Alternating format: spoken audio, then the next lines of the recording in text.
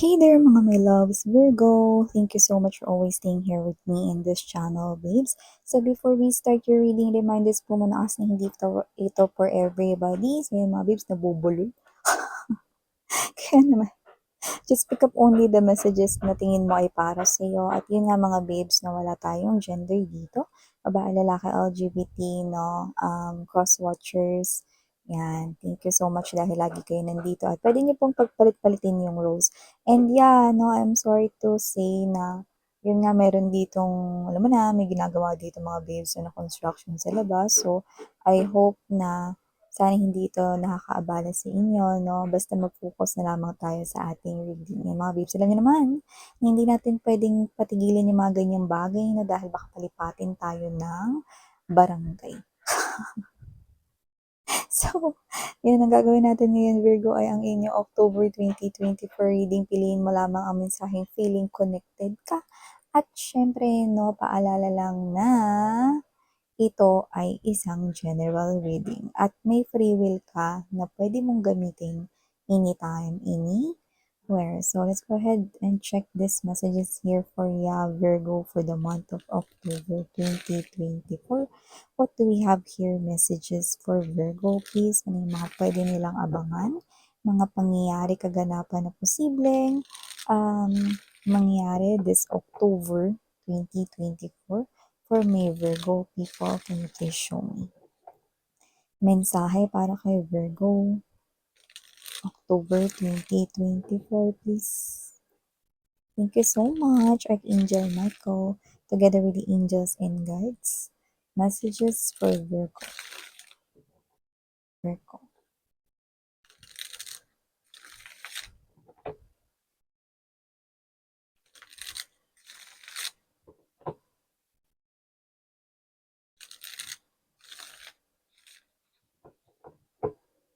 Okay, so let's go ahead and check these messages here for ya, Virgo. You have here the Tower energy, the Four of Swords energy, Knight of Wands, Chariot card energy, King of Coins, Nine of Wands energy, Hierophant, Seven of Wands, Knight of Cups energy, bottom of the deck, Magician, Star card energy, and the Page of Cups. Someone younger than you, I think, crush ka niya, pero hindi yung as in love, no? Hindi ganun. This person here, parang gusto kanyang maging model na gusto niya maging kagaya mo someday, or maging successful like you someday. Basta meron siyang hinahangaan about you. But it's not romantic.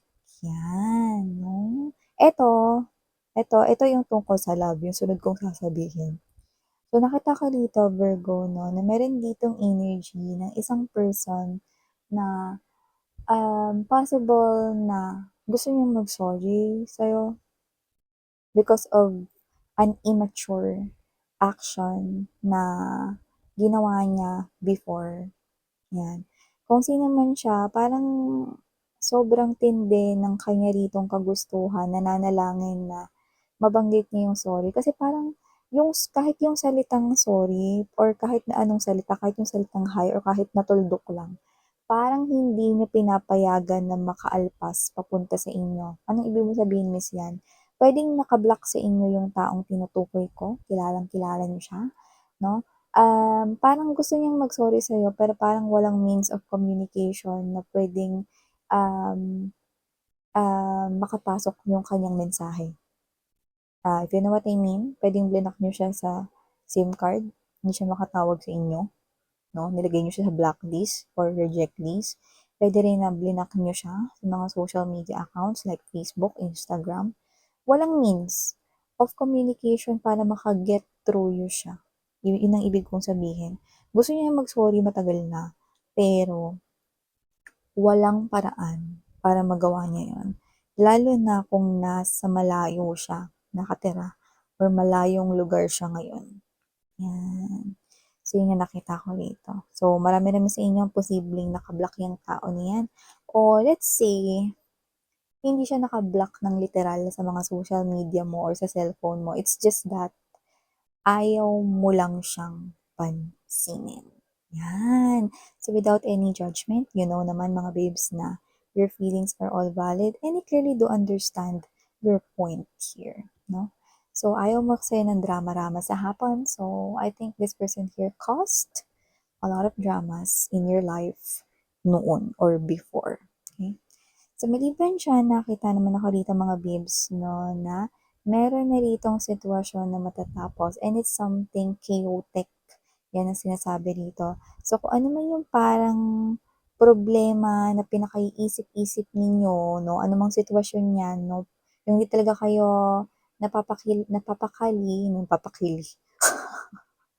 napapakali dahil dyan, pwedeng yun na may kinalaman sa pera or whatever na matatapos na daw yan because I'm seeing you resting right here in peace at talaga namang wala ka ng problema na iniisip, no? Kasi parang sa lahat ng problema mo, etong matatapos na to, yung pinaka-kinakaisip-isip mo or pinaka-pinoproblema mo rito to the point na hindi mo alam yung gagawin, paano yun matatapos at posibleng nangialam na sa universe dito with the chariot card right here, tower energy. These are two major arcanas clarifying each other, which means pinadalhan ka na rito ng solusyon ng universe, no? Upang matulungan kang matapos na yan. No? Matagal-tagal na rin kayong nabuburo sa problema na yan. At ito nga at inyo na, no? Itong matatapos at malalampasan. Very good. Yung iba malaki yung kinalaman sa financial niyang pinaki-isip-isip nyo. So, posibleng utang yan o may umutang sa inyo, kung ano man yan, no? Malaki yung kinalaman ng sitwasyon sa pera. Sa iba, maaring ibang sitwasyon naman yan. Okay? So, just take how this resonates. Virgo. Maliban dyan, nakita ko dito mga babes na posibleng meron dito. Ito, very small lang naman tong details dito pero mukhang ikakatuwa ninyo kung mag-resonate kayo dito. Kung nagkatrabaho kayo sa isang company, no, minsan lang man libre yung boss ninyo kapag ka-birthday niya or whatever. Pero dito, kahit hindi niya birthday, nakita kong meron siyang ililibre sa inyo, baka magpakain itong boss nyo na ito o magdala siya dito o order siya ng food for everybody. Pero take note, walang okasyon at take note, alam ninyong lahat, no, kayo mga employees na kuripot yan. Kaya anong meron? In love ba si boss? Or mas blooming siya ngayon? May nangyari ba? May na-deal ba rito na malaking kontrata or whatever? Yan, no? So, thankful kayo for this one. Kasi bukod sa libre ito, no, maganda rin kasi maganda yung mood ng boss ninyo. Kaya pwedeng magpaalam na mag-live. Magandang oportunidad ito, Virgo, no? Kung meron kayong gustong i-leave na mga special dates na tinitingnan ninyo pero hindi kayo makabuelo. Kasi nga, possible na laging moody si boss or mainit yung ulo niya, then ito na yung tamang oras at panahon kasi makakuha ka ng approve or okay na sagot. Yan, no? So, maliban dyan, Virgo, nakita rin po ako dito ng energy, no, na meron kayong bagong makikilala kung saan posible na parang umatras kayo ng bahagya. Bakit miss yan? Bagong tao to pero ba't kaaatras ng bahagya? Kasi nakikita ko dito na masyado siyang madaldal. Masyado siya ritong, ganito yan eh. Ayan o. Hindi ko alam kung saan nyo talaga ito mamimit ng particular. Pero bagong kakilala ito. Yan na nakikita ko dito. At alam mo yung hindi sa hindi mo maiintindihan yung mga sinasabi niya, pero hindi siya nauubusan rito ng topic. Parang interesado talaga siya dito magkwento sa'yo. Tapos ang hahaba ng mga sagot niya, ang hahaba ng reply niya. Dito sa ikaw, parang tinatamad ka. Parang hindi mo pa nga tapos basahin yung unang mensahe, no, ayun na naman, meron na naman siya, no. In short, mabilis siya mag-type, possible. Makwento siya sa'yo. Ikaw, ewan ko kung ayaw mo lang ba talaga na masyadong makwento or parang ikaw to na, masyado naman tong maraming sinasabi. Di pa nga kami nagkikita in person. Parang may mga ganun ka. May mga parang, may mga bakod kang nakatayo dito na parang, di pa nga kami nagme-meet in person eh. Hindi ko nga alam kung yan ba talaga yung itsura mo eh. Ano ba to? Bakit ganito? Masyado ka namang ang dami mong tanong, ang dami mong kwento pero isa-isa lang, ayun 'no, parang puwedeng isa-isa lang, ganyan 'no. Parang gano'n yung energy mo. So, parang ayaw mo yung energy niya na parang medyo I'm getting that word, paspasan 'no. Parang feeling mo kasi masyado siyang mabilis 'no. Parang kunwari ngayon mo lang siya nakausap 'tong araw na 'to, pero parang feeling mo, feeling close na siya. May gano'n kang energy.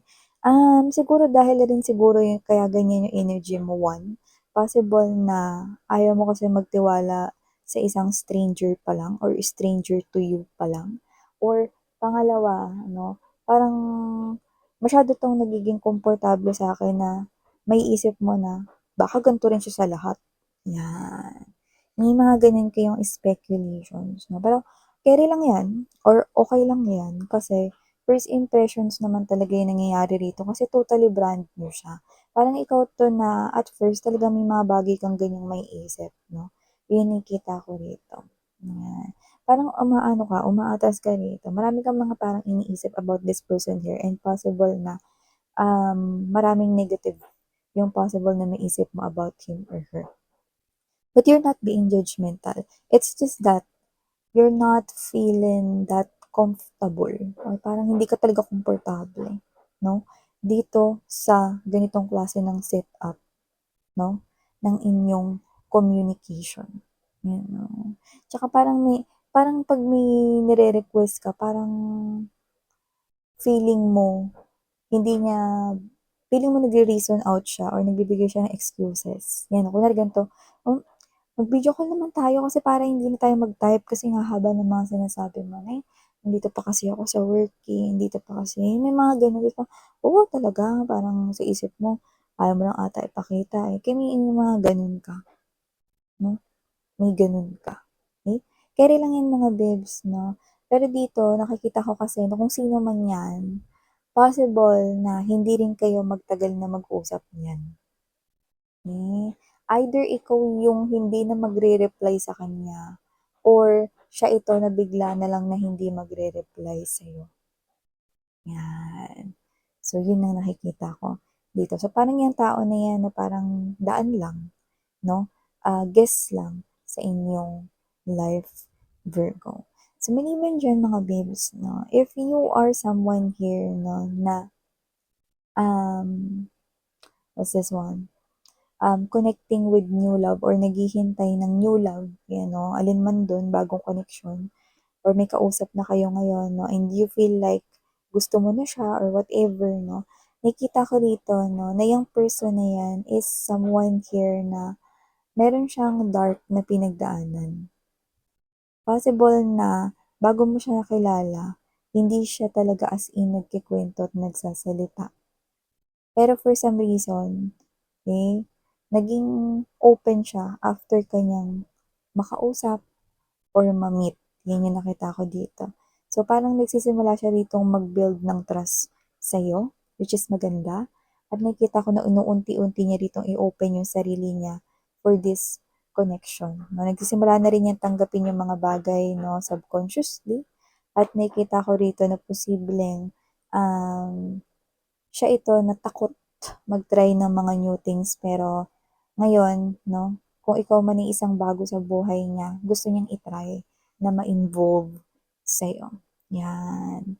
So, kung kayo naman mga babes 'no, ay in relationship na with that person, nakita ko na magtutuloy-tuloy 'no, maganda na yung samahan at tsaka, mas mas magkakaroon ng mas matibay rito na pundasyon ng inyong relasyon kung palagi kayo ritong magkakasama. Pero that doesn't mean na kailangan i-push ninyo na lagi kayong magkasama everyday, hindi naman gano'n, 'no. Pero nakikita ko rito na kahit naman sa chat, communication, na lalo na 'pag may trabaho, may kailangang asikasuhin o negosyo, whatever, eh, given naman na 'yun. So, nakikita ko dito 'no, na mas mas ano niyo kasi, mas mabi-build niyo yung inyong foundation 'no, ng relasyon ninyo 'pag lagi kayong magkasama, yun nakikita ko dito, 'yan. So, maliban diyan 'no, Virgo, nakita rin ako dito mga babes na mag-ingat lang kasi meron ditong energy kung saan possible na, ma-involve kayo 'no, sa isang hindi naman ninyo gustong sitwasyon. Eh, paanong ganyan, miss yan? Ang nakikita ko dito ay mga energies ng possible na posibleng, alam mo yan, no, mga parang mga manggagancho or what's this, mga ganggang, mga ganyan, ganggang. Kunwari ganito, example ganito. Bigyan ko kayo example. Kunwari ikaw, nakapila ka dun sa isang ATM machine. Ngayon, may tao pa dun sa ATM machine. Kaya pila galore ka lang muna, no? Tamang ano ka lang muna, tamang tayo ka lang, no, sa di kaliyuan or dun sa pila, no? Yan. So, sabihin natin kayo lang yung nakapila at may tao dun sa ATM machine. Ngayon, tapos na siya. Di, umalis na siya dun. Ikaw naman, turn mo na, no? Di, ano-ano ka na, tapos na yung transaction mo. Ngayon, nilapitan ka niya.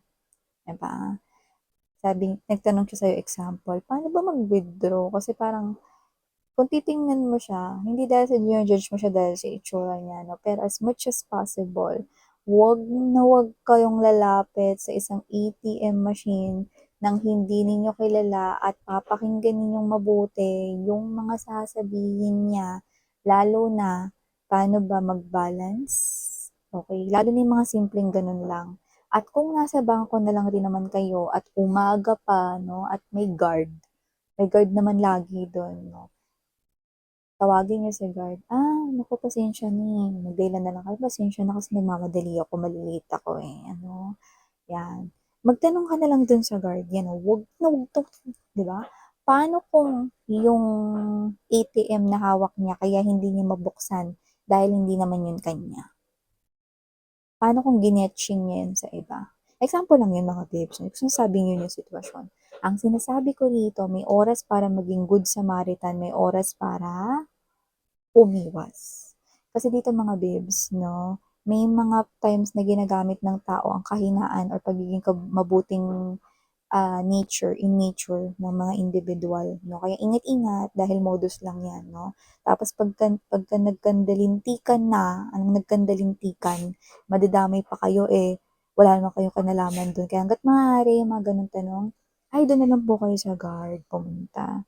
Doon na lang po kayo magtanong sa teller. Ay, dito po, pasok na lang po muna kayo dito sa loob kasi nandiyan mga may available tellers pa po dyan. Mga ganun. Diba? Wag na wag kayong gagawa ng hakbang na posible kayong madamay. So, yun lang naman. So, maraming salamat mga peeps sa oras mo. Muli ako si Sarang Hill, Love in Light.